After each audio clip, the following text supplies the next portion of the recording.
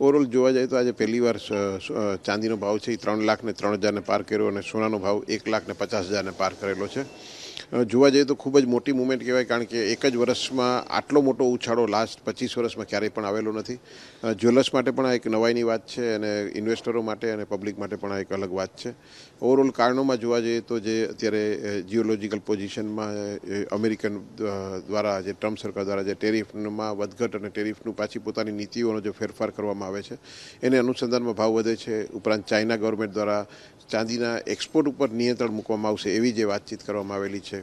સાથે સાથે જે ફેડરલ બેંક દ્વારા જે બેંકનો રેટ જે ઘટાડવામાં આવ્યો જે રિઝર્વ, તો એના હિસાબે પાછો ભાવનો ફેરફાર આવ્યો. અને ઓવરઓલ જોવા જાય તો અત્યારે લોકોએ સોના અને ચાંદીનું ઇન્વેસ્ટમેન્ટ છે એ ફાઇનલ ભવિષ્યમાં ખૂબ જ મોટું વળતર આપશે અને એક સેફ ઇન્વેસ્ટમેન્ટ તરીકે ધારણા લઈ અને પૂરું વર્લ્ડ અત્યારે સોના ચાંદીની ખરીદી કરી રહેલું છે અને એના હિસાબે અત્યારે ભાવની મુવમેન્ટ થઈ રહેલી છે.